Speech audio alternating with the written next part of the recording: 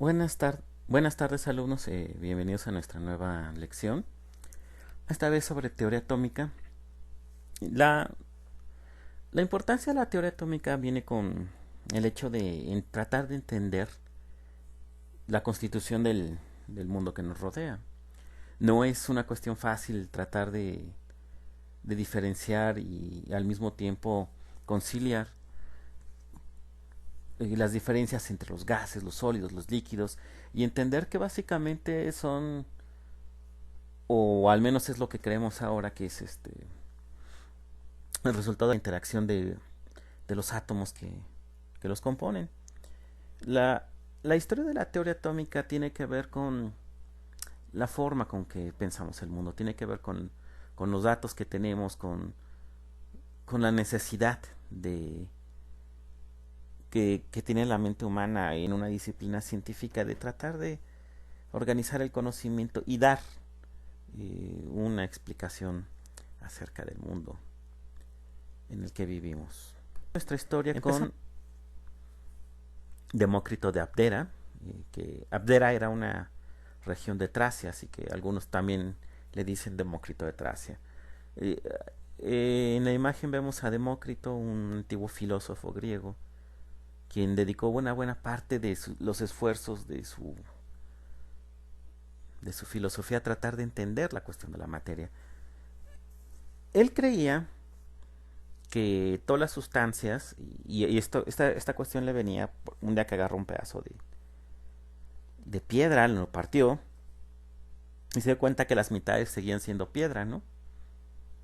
Entonces volvió a partir la mitad de piedra que ya tenía, y se dio cuenta que este nuevo pedazo de piedra pues seguía siendo piedra. Entonces empezó a cuestionarse de si uno podía seguir este procedimiento de manera infinita, ¿no? Si se podía cortar infinitamente a la piedra. Y llegó a la conclusión de que no, de que tenía que llegar un momento en el que el corte fuera tan pequeño que llegáramos a una parte que ya no se puede partir de la piedra. En griego, indivisible, o que no se puede partir, se dice átomo. Entonces, Demócrito de Abdera llegó a la conclusión de que todas las cosas materiales del mundo tenían que estar hechas de estos átomos, de estas partículas indivisibles que los componían. Y básicamente fundó su filosofía pensando que los átomos eran eternos e indivisibles. Si no se pueden destruir, si son átomos, entonces tendrían que haber existido desde siempre, porque no se pueden destruir, no por otra razón. Entonces la materia de la que estaban hechos los cielos y la tierra tendría que haber existido desde siempre, ser indivisible y ser homogénea, indestructible, y claramente tendrían que ser partículas muy muy pequeñas, por lo tanto tendrán que ser invisibles, por lo menos al ojo humano, ¿no? Entonces, para empezar a tener una teoría acerca de cómo tenían que ser estos átomos, pues lo que se le ocurrió es que diferentes átomos tenían diferentes propiedades, y diferentes sustancias del mundo tenían que estar compuestas de diferentes átomos, y las diferentes propiedades tendrían que provenir del hecho mismo de que los átomos que las componían eran diferentes. Las propiedades de la materia provendrían entonces de las distintas mezclas que tuviéramos de estos distintos átomos, y claramente cada sustancia que hubiera en el mundo sería una sustancia diferente debido a las características de los átomos que la conforman y la proporción en la que se encuentran. Una teoría realmente hermosa y que sienta las bases de la teoría atómica moderna. Desafortunadamente las ideas de Demócrito no fueron no fueron reconocidas en su tiempo, y durante más de 1500 años cayeron en el olvido, ¿no? No fue sino hasta que los químicos obtuvieron pues una serie de grandes proezas para estudiar la materia, en particular que lograron descomponer pues lograron a través de medios químicos y mecánicos, lograron descomponer todas las sustancias que existían hasta unos cuantos elementos, Los elementos eran sustancias que ya no podían descomponerse en otras sustancias y los químicos sospechaban que pues eran las entidades fundamentales del estado de la materia que conocemos, ¿no? No fue sino hasta el tiempo de John Dalton en 1700 que se retoma esta idea. Y John Dalton, pues, muy a la manera de Demócrito, enuncia una teoría atómica que intenta explicar las propiedades de la materia conocidas como la ley de Lavoisier y la ley de Gay-Lussac y otras leyes que había ya muy conocidas en la rama de la ciencia que ahora conocemos como química, ¿no? Él creía que los elementos que eran estas sustancias en las que estaban las sustancias mínimas en las que estaban descompuestas todas las sustancias del mundo, pues estaban constituidos de estas partículas diminutas llamadas átomos que resultaban de nueva cuenta indestructibles e indivisibles, ¿no? Unas partículas realmente pequeñas que componían a los elementos. Claramente cada elemento tenía que estar formada con un átomo distinto. Básicamente seguimos creyendo eso. Entonces, pues la teoría atómica de Dalton muy atinada, ¿no? Y que únicamente se podían distinguir a estos átomos por sus pesos relativos. Para poder entender de nueva cuenta las propiedades de las diferentes sustancias que existen, pues John Dalton lo que se imaginaba es que los elementos se combinaban con distintos átomos y de esta manera, al igual que Demócrito, creía que las distintas propiedades de las sustancias provenían de la conjunción de las propiedades de los átomos que las forman, ¿no? Su teoría también incluye que los átomos no se pueden crear ni dividir, por lo cual también la materia que existe en el universo tendría que ser eterna.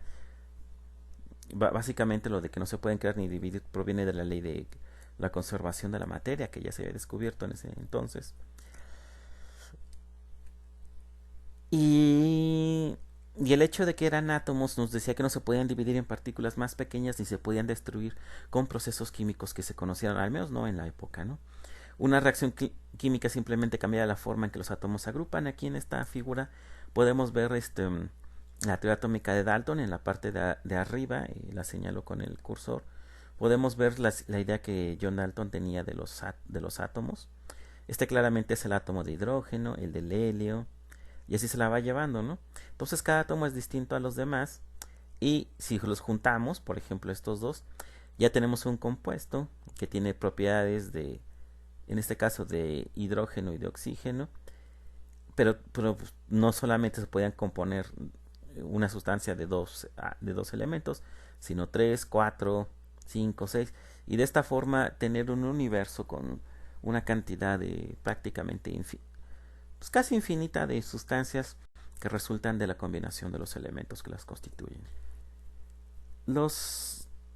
La visión que tenemos del átomo pues cambió muchísimo desde el tiempo de Dalton.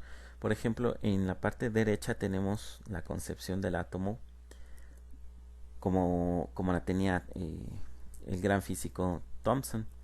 Él creía porque se descubrió que había unas partículas muy pequeñas que tenían una propiedad que se llamaba carga, ¿no? Y partículas de la misma carga se repelían y partículas de cargas distintas se atraían.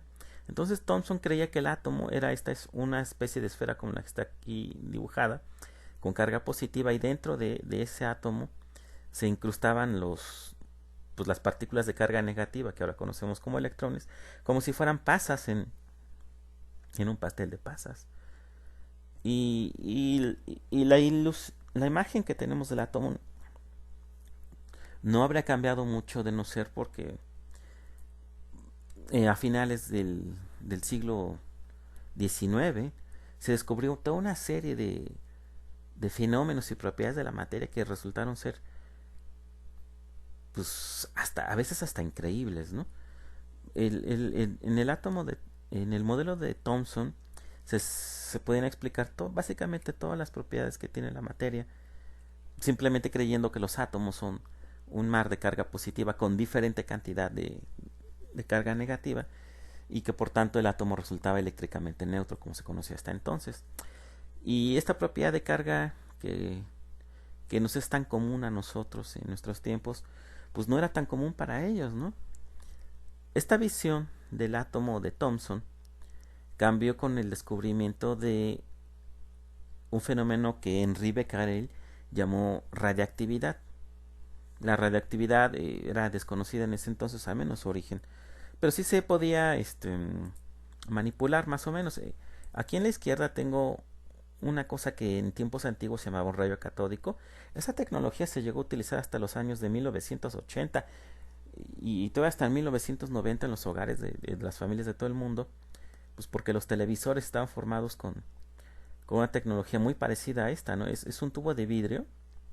Aquí hay una muestra radiactiva que está aventando, en este caso, electrones, que quiero que noten que está aterrizada aquí con una fuente de poder. Y luego, este tubo de vidrio que se le sacaba el aire, se le ponía una placa aquí de metal y otra acá, que evidentemente se conectaba a una batería, entonces un lado era negativo y otro positivo. Y daba la casualidad de que los electrones que arrojaba la fuente radiactiva, que salían de aquí, pues no, que en principio tendrían que seguir en línea recta, no lo hacían. Se ponía un detector de este lado y el detector detectaba las partículas con un ángulo pues bastante pronunciado de desviación. Y la forma en que se interpretaba esto es que las partículas que arrojaba el nuevo fenómeno conocido como radioactividad también tenían carga. Y el hecho de que si nosotros poníamos, por ejemplo acá, como se hizo en un experimento muy famoso, una lámina de oro, pues se descubrió que básicamente los electrones primero se desviaban si no se les ponía un campo magnético, pero si les quitaban ese campo eléctrico, también se desviaban al impactar a la placa de oro, y en algunos casos hasta rebotaban.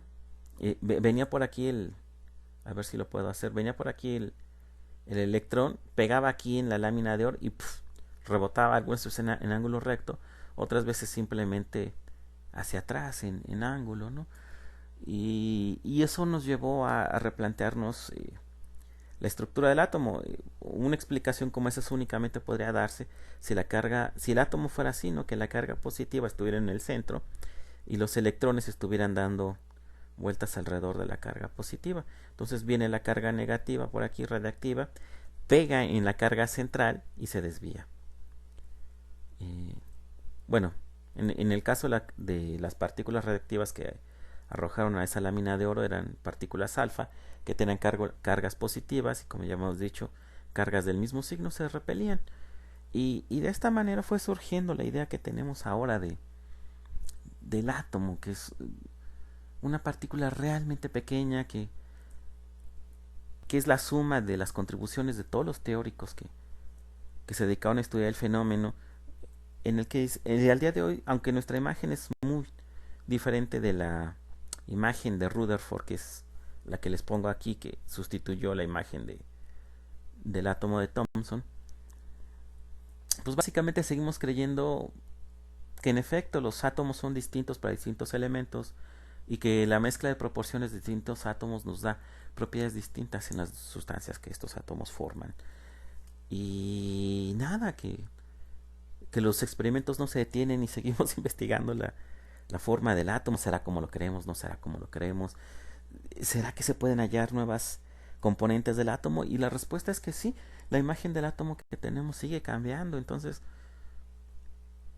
pues lo que hace falta son personas que se dediquen a hacer ese tipo de experimentos y que nos den imágenes cada vez más cercanas y más elaboradas de lo que es el átomo.